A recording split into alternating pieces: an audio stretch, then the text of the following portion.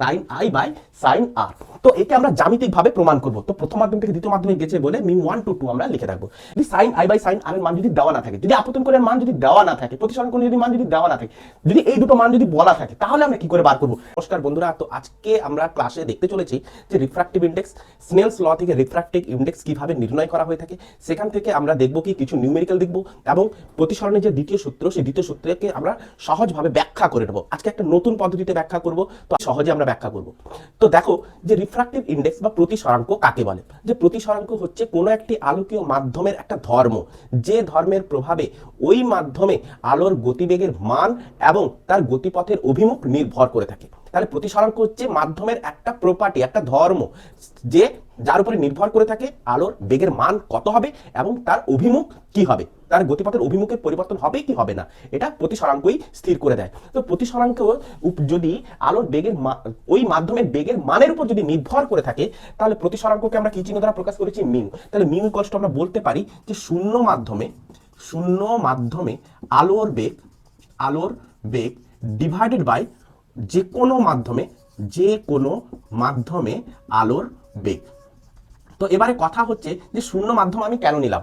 দেখো আমি শূন্য মাধ্যম এই কারণে নিয়েছি যে শূন্য মাধ্যমে আলোর বেগ হচ্ছে কি সব থেকে বেশি কত হয়ে থাকে না, শূন্য মাধ্যমে আলোর বেগ হচ্ছে 3 × 10⁸ metre per second divided by V, ওই মাধ্যমে আলোর বেগ। তাহলে সব থেকে বেশি যদি হয়, অন্য যে কোনো মাধ্যমে আলোর বেগ হচ্ছে কি তার রেসপেক্টে কম, তাহলে শূন্য মাধ্যমের আলোর বেগের তুলনায় এই মাধ্যমের আলোর বেগ কতটা কম, বা এই মাধ্যমের আলোর বেগের তুলনায় শূন্য মাধ্যমের আলোর বেগ কতটা বেশি, যত গুণ বেশি হবে সেই মানটাকে আমরা বলবো কি তার ওই মাধ্যমের প্রতিসরাঙ্ক। তাহলে গুণ সেই যে সংখ্যাটা তাকে আমরা বলবো প্রতিসরাঙ্ক। তো কেবলমাত্র একটা সংখ্যা বিশেষ, কেন না এই মাধ্যমে তো একটা আলোর বেগ, এই মাধ্যমে আলোর বেগ রয়েছে, তারও একক কি হবে? Metre per second. তাহলে প্রতিসরাঙ্কের কোনো একক থাকবে কি? কেবলমাত্র সংখ্যা বিশেষ, তার কোনো একক নেই, প্রতিসরাঙ্কের কোনো একক নেই। যেহেতু দুটি সমজাতীয় রাশির অনুপাত হয়ে থাকে, সেহেতু প্রতিসরাঙ্কের কোনো একক হয়ে থাকে না, কেবলমাত্র সংখ্যা বিশেষ হয়ে থাকে। তো আজকে আমরা এই প্রতিসরাঙ্ক থেকে আমরা স্নেলস লকে ফর্মুলা ডিরাইভ করব। যে স্নেলস ল কি বলেছিল, যে নির্দিষ্ট একটা বর্ণ আমাকে নিতে হবে, নির্দিষ্ট বর্ণ, নির্দিষ্ট মাধ্যম নিতে হবে, নির্দিষ্ট বর্ণ নিতে হবে, নির্দিষ্ট দুটো মাধ্যম থাকবে। তাহলে ওই দুটো মাধ্যমের সেপারেটেড তল হচ্ছে কি? বিভেদ তল। তাহলে উপর একটা মাধ্যম আমি ধরলাম প্রথম মাধ্যম, নিচে একটা মাধ্যম দ্বিতীয় মাধ্যম। তাহলে দুটো নির্দিষ্ট মাধ্যম আর তাদের দ্বারা যে সেপারেটেড তল, সেই তলটা কি করেছে? ওই দুটো মাধ্যমকে কি করেছে? সেপারেট করেছে। তাদের দ্বারা সেপারেটেড তলটাকে আমরা কি বলবো? না বিভেদ তল। তাহলে একটা আলোক রশ্মি যদি তির্যকভাবে ওই বিভেদ তলে আপতিত হয়, তখন আমরা কি দেখব? ওই বিন্দু থেকে অঙ্কিত অভিলম্ব, এটা হচ্ছে আপতন বিন্দু, ওই বিন্দু থেকে অঙ্কিত অভিলম্ব টানলে আলোক রশ্মি দ্বিতীয় মাধ্যমে প্রতিষ্ঠিত হওয়ার সময় গতিবেগের মানের পরিবর্তন হয় এবং অভিমুখেরও পরিবর্তন ঘটে থাকে। যদি এটা লঘু মাধ্যম হতো, এটা যদি ঘন মাধ্যম হতো, তাহলে আমরা আগের লেকচারে আমি অলরেডি বলেছি, এই লেকচারেও আমি বলছি যে লঘু মাধ্যম যদি হতো, এটা যদি ঘন মাধ্যম হতো, তাহলে লঘু মাধ্যম থেকে ঘন মাধ্যমে গেলে অবিলম্বের দিকে ঝুঁকে আসবে, আর ঘন থেকে লঘুতে যদি যেত অবিলম্ব থেকে দূরে সরে যেত, তো উল্টোটা হতো। তাহলে এই কোণটাকে আমরা কি বলবো? আপতন কোণ। আপতিত রশ্মি অবিলম্বের সঙ্গে যে কোণটা করেছে, প্রতিসৃত রশ্মি অবিলম্বের সঙ্গে যে কোণটা করেছে, সেটা হচ্ছে প্রতিসরণ কোণ বা প্রতিসৃত কোণ। এবারে বিজ্ঞান বলছেন যে প্রথম মাধ্যম থেকে দ্বিতীয় মাধ্যমে গেছে, তাহলে দ্বিতীয় মাধ্যমের প্রতিসরাঙ্ক কত হবে না? দ্বিতীয় মাধ্যমের প্রতিসরাঙ্ক হবে sine I by sine R, তো একে আমরা জ্যামিতিকভাবে প্রমাণ করব। তো প্রথম মাধ্যম থেকে দ্বিতীয় মাধ্যমে গেছে বলে মিউ 1 টু 2 আমরা লিখে রাখবো। অনেক সময় আবার এইভাবে লেখা যায় mu 2 by mu 1 equals to sine I by sine R, যে প্রথম মাধ্যমের সাপেক্ষে দ্বিতীয় মাধ্যমের প্রতিসরাঙ্ক কত হবে? Sine I by sine R. তো এই মানটা নির্ণয় করার আমরা একটা অল্টারনেটিভ প্রসেস দেখব। এই যে সূত্রটা স্নেল বলে গেছিল, তাহলে এই সূত্রটাকে ডিরাইভ করার জন্য আমরা জ্যামিতির হেল্প নিলাম এবং ত্রিকোণমিতিক ফর্মুলা অনুযায়ী যে আমরা কিভাবে নির্ণয় করব যে একটা মাধ্যম, যে মাধ্যম থেকে আলোক রশ্মি এসে পড়েছে, সেই মাধ্যমটা হচ্ছে প্রথম মাধ্যম। তো এটা হচ্ছে কি? বিভেদ তল। তাহলে এটা হচ্ছে বিভেদ তল। তো বিভেদ তলের উপর পড়ার পর ওই আলোক রশ্মি কি হয়েছে? প্রতিসৃত হয়েছে। তাহলে যে মাধ্যমে প্রতিসৃত হয়েছে সেটা হচ্ছে কি? দ্বিতীয় মাধ্যম। তো বিভেদ তলের উপরে একটা মাধ্যম, বিভেদ তলের নিচে একটা মাধ্যম। তো যে বিন্দুতে আপতিত হয়েছে সেটা হচ্ছে আপতন বিন্দু, তার সারাউন্ডিং আমি একটা বৃত্ত একটা বানিয়ে নিয়েছি। তাহলে আলোক রশ্মি যে বিন্দুতে এসে আপতিত হয়েছে সেই বিন্দু থেকে অভিলম্ব আমি একটা নিলাম MON। তাহলে এই অভিলম্ব নিলাম। তাহলে অভিলম্ব নেওয়ার পর এই অভিলম্ব কি হচ্ছে না? বিভেদ তলের উপর লম্বভাবে অবস্থান করেছে। তাহলে আলোক রশ্মি ওই বৃত্তকে যে বিন্দুতে ছেদ করেছে সেই বিন্দুটা আমি ধরলাম x, আর প্রতিসৃত রশ্মি ওই বৃত্তকে যে বিন্দুতে ছেদ করেছে সেই বিন্দুটাকে আমি ধরলাম y। এবার ওই বৃত্তের ছেদবিন্দু থেকে অভিলম্বের উপর একটা লম্ব বানালাম, যে বিন্দুটা হচ্ছে ধরো P, আর y বিন্দু থেকে অভিলম্বের উপর একটা লম্ব বানালাম, যে বিন্দুটা হচ্ছে কি না Q। ক্লিয়ার হয়েছে? এবারে তুমি লক্ষ্য করো ত্রিকোণমিতির ফর্মুলা নিচ্ছি যে সাইন আই এর মান কত হবে।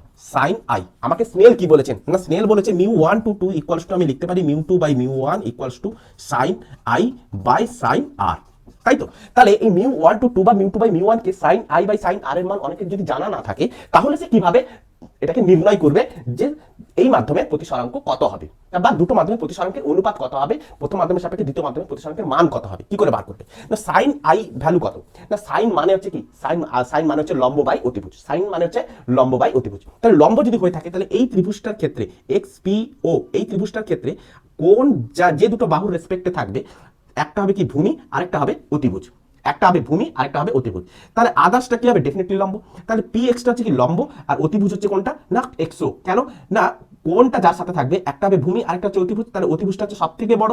আচ্ছা দুটো বাহুর মধ্যে তাহলে যেটা বড় হবে সেটা অতিভুজ, তাহলে এক্স ও। তাহলে সাইন আই ইজিক্যাল টু আমরা কি বলবো না P X by X O. Sine R এর মানও সিমিলারলি আমরা বার করতে পারি লম্ব বাই অতিভুজ। তাহলে এই ত্রিভুজটার ক্ষেত্রে কোন ত্রিভুজ ওয়াই পি ওয়াই কিউ ও, এই ত্রিভুজটার ক্ষেত্রে এই কোনটা যে দুটো বাহুর রেসপেক্টে আছে, একটা হচ্ছে ভূমি আরেকটা হচ্ছে অতিভুজ। তাহলে কোনটা ভূমি কোনটা অতিভুজ, যেটা বড় হচ্ছে সেটা হচ্ছে অতিভুজ, একটা হবে ছোটটা হবে কি ভূমি। তাহলে আদার্সটা কি হয়ে যাবে, অটোমেটিক্যালি লম্ব হয়ে যাবে। তাহলে এটা হচ্ছে লম্ব, এটা হচ্ছে অতিভুজ। তাহলে Y Q by O Y, তাহলে সাইন আর ইজিক্যাল টু কি বলবো Y Q by O Y. Clear? এবারে তুমি লক্ষ্য করো যে এক্স ও আর ও ওয়াই একই বৃত্তের তো ব্যাসার্ধ, X O equals to O Y লিখতে পারি, একই বৃত্তের ব্যাসার্ধ। তাহলে sine I by sine R equal to আমরা কি লিখবো না P X by X O divided by Y Q by Y O বা ও ওয়াই। তাহলে X O equal to O Y যদি হয় তাহলে এটার সাথে এটা ক্যান্সেল, তার মানে P X divided by Y Q.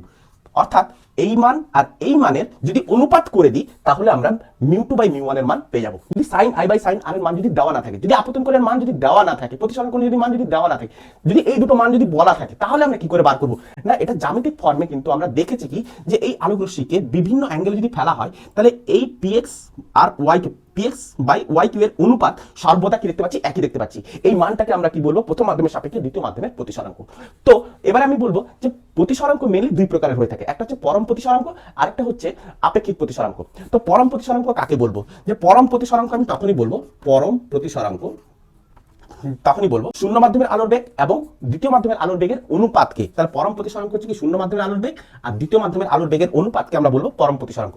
আপেক্ষিক প্রতিসরাঙ্ক কাকে বলছে, আপেক্ষিক প্রতিসরাঙ্ক তো শূন্য মাধ্যম ব্যতীত অন্য যে কোনো মাধ্যম যদি থাকে, তো যে কোনো মাধ্যম ডিভাইডেড বাই অন্য যে কোনো মাধ্যমের দুটো মাধ্যমের আলোর বেগের অনুপাতকে আমরা বলবো আপেক্ষিক প্রতিসরাঙ্ক।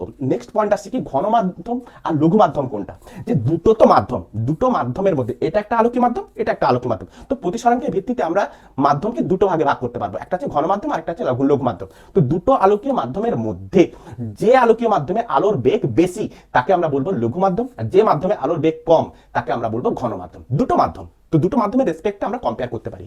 ক্লিয়ার হয়েছে? মাধ্যমিক এবার আমি বলতে চাইছি মাধ্যমিক 2026 এর সকল পরীক্ষার্থীদের জন্য আমি একটাই কথা বলবো, প্রত্যেকটা সূত্রকে ক্লিয়ার করে লিখবে এবং মুখস্থ করে রাখবে।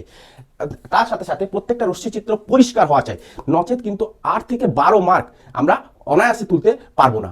যে আলোর চ্যাপ্টার থেকে 12 মার্ক এসে থাকে, যদি সুন্দর করে রে ডায়াগ্রাম যদি না টেনে থাকি, নিউমেরিক্যাল গুলোর যদি ইউনিট না লিখে রাখি, তাহলে কিন্তু 8 থেকে 12 মার্ক আমরা তুলতে পারবো না। কিছু কিছু অঙ্ক থাকবে যেখানে মানে ফসকে যেতে পারে, কিন্তু তোমাকে খুবই মানে পয়েন্ট টু পয়েন্ট ভাবে পড়ার পর সেগুলোকে ক্লিয়ার করে লিখতে হবে। ক্লিয়ার হয়েছে? আই হোপ আজকের লেকচার থেকে সামান্যটুকু যদি উপকৃত হয়ে থাকো অবশ্যই লাইক কমেন্ট এবং সাবস্ক্রাইব করতে ভুলবে না। Best of